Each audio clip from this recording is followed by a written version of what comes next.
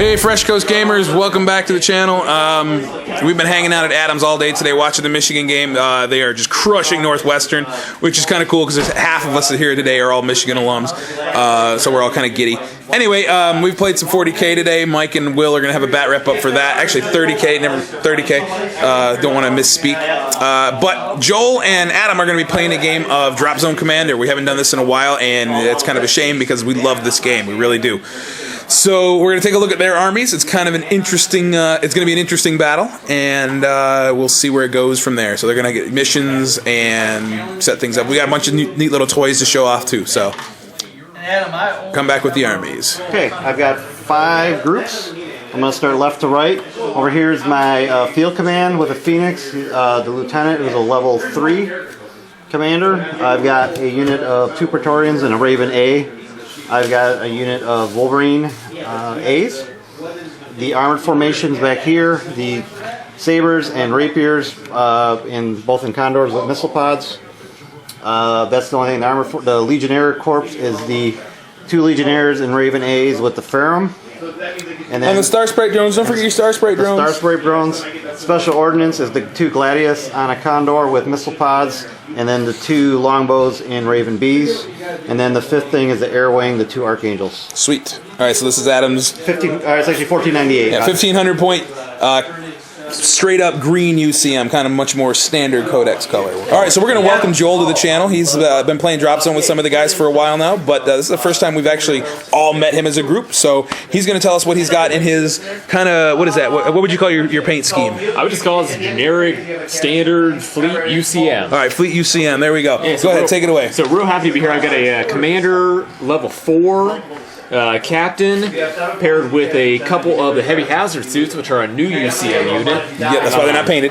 They are not painted up yet, guys. So that's one travesty on my part. So that's one battle group. Second battle group is going to be some Special Forces Praetorians paired with some Wolverine Type A's with some little anti-air cannons attached to them. And then I got a pair of Falcons, which are one of my favorite units because they're pretty much A-10 Warthog gunships. With 1 unit of Legionnaires and a Raven A. And then I got a heavy battle group with 2x2 Gladius heavy battle tanks and Condors. I got a standard battle group with some katanas that are just going to be driving on, trying to demo some buildings, along with some rapier anti-air. And then I really like air support, so I got two Archangel interceptors along with a Seraphim heavy bomber. So we've got 2 pretty different lists. I was looking at them and not being totally familiar with UCM.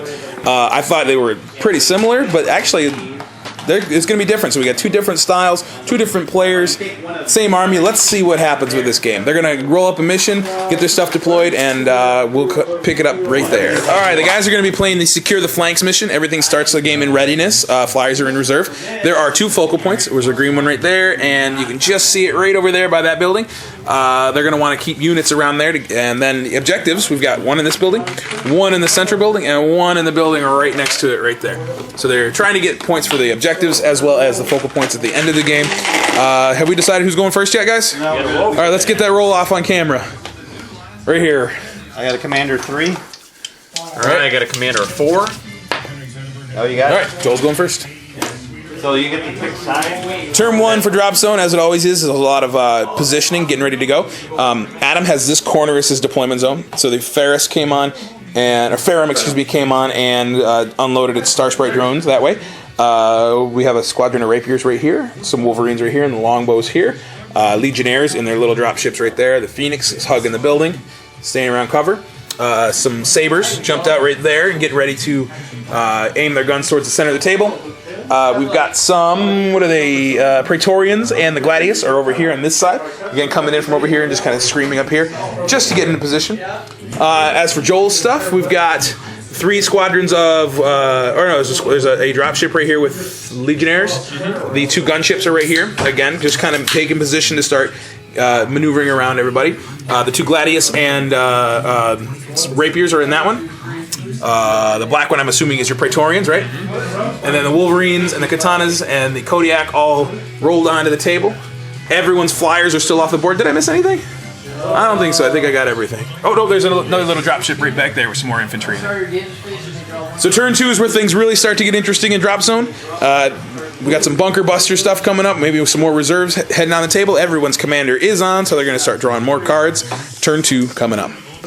So this turn started with a roll-off an initiative. They both rolled 6s, but Joel would have gone first because his commander is 1 point higher than Adam's. But Adam snuck in a command card that gave him a command value of 5, so he stole the initiative to take a 40k turn and had the first activation. So he moved his Star Sprites up.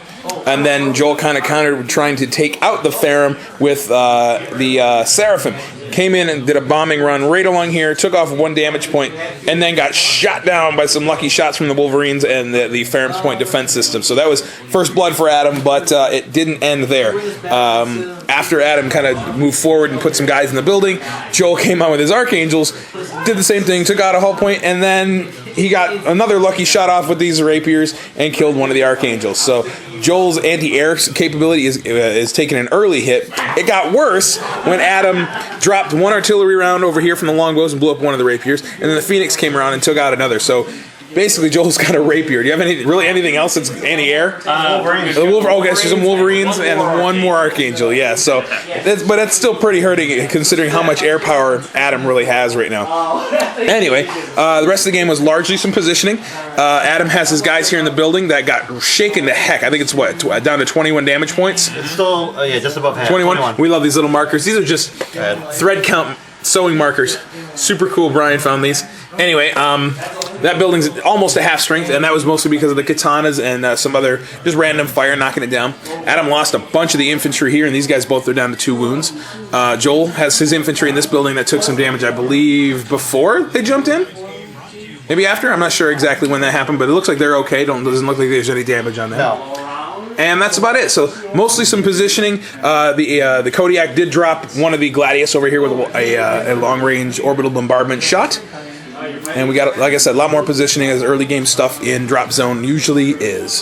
So we're going to move into turn 2. Turn 3. 3.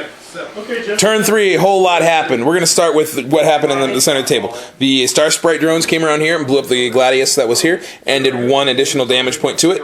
And that got finished off by the Sabres right here. The Falcons came around here from behind. They've been flying out around the corner the whole time. Came out behind Adam's Gladius and blew it up. There's only 1 left. Artillery finished off the rapiers that were sitting right there.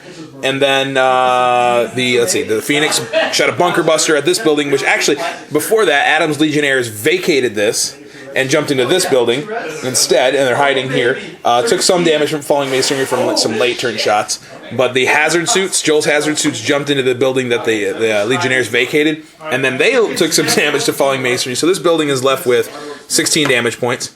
Let's see what else. Everything else kind of just shuffled around back here, and that looks like about it until the very last activation. Joel had his last Archangel come screaming on here, tried to take out the Ferrum, and Adam got a super lucky shot again with his point defense system and blew the Archangel out of the sky. So right now, Adam's looking like he's got some pretty good control of the board. He definitely has air superiority. Joel doesn't have a whole lot of anti-air left. And this center building is getting pummeled. We're going to go into turn 4 to see if anybody can actually find objectives. Joel will have guys in that building for 2 straight turns, though, so they got a better chance. And Adam's got 1 shot at this on 6s, and Joel's going to have 1 shot at that one on 6s too. But still anyone's game until the end, so we're going to move into turn 4. Turn 4, Adam continues to kind of just push Joel towards the middle, except for this one little Falcon. There's only 1 left because the Star Sprites came out and knocked his buddy out. He's making a little end run around here to shoot the back of the Ferrum. The longbows dropped one of the Gladius, and in return, the Gladius shot one of the Sabres down. Adam added a 3rd squad into this building and searched it. Didn't find anything. Joel's hazard suit searched this building and didn't find anything. They didn't even get a chance. They got destroyed before this. Yeah, they got shot down by, what'd you say hit that? Missile pods from the Condors? Yeah. Those guys didn't find anything either. One of the Ravens over here got shot down by Adam's Archangels, right? Yeah, Archangel Interceptors came flying down. And then, the Phoenix dropped its blast missiles and shot its guns at the katanas, and only 1 of them is left. So right now, We're going to go into turn 5. It's looking pretty good for Adam. If anybody could find an objective, though, it would seriously help either side. So turn 5 coming up. All right, here we are after turn 5. They've decided to call the game. It's kind of not in question at this point. Interesting stuff happened, though. Both of them managed to find an objective and are running off the table with it. Joel had his guys looking in here for 3 turns, so they found it on a 4 and got in their Raven and are booking it off the board. Adam did try to intercept it with his Archangels, but rolled double 1s on his damage roll, so he's okay. Adam's guys, meanwhile, got lucky. The squad that just showed up the last turn to search rolls a 6 and finds it, and they jump in their Raven, and they're going to head off the table. So that's going to be a wash for the 2 of them with objectives. So it's going to come down to control points. And over here, there's nothing really controlling it. The 2 drop ships aren't going to count. And neither are Joel's if they were able to contest it. It's kind of it'd be a wash on points here anyway. Yeah, the rapiers or sabers. I'm sorry, those sabers might be able to come over and get it. It's kind of a long drive for them, but even at best, it's a wash. Over here, Adam is solidly holding this focal point. He's got the rapiers, the wolverines, and his command units right back here. All he has to do is park it next to it. He's got that one in hand. So the game is going to go solidly to Adam. They wanted me to show the dead pile. Here's Adam's.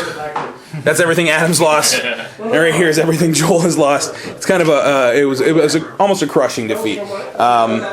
But a good game. These guys really learned a lot about their own armies, and that was one of the cool things. I don't think either of you have ever played against UCM before, right? You might have. Joel might have because he plays Scourge as well. I think I played it once. Okay. Played against UCM once. Yeah, but Adam only ever plays with UCM, so he's never had a chance to actually play against them before. Like you said, we had different lists. Yeah, and different lists made it a really good game. So thanks for watching. We're going to try to get some more Dropzone in. Adam and I keep talking about doing Infinity again, which I know a lot of you guys have really asked for, so hopefully we'll be able to get it in. The Relic game is winding down over here. They've been at it just as long as these guys have. So thanks again for watching, and tune in for more.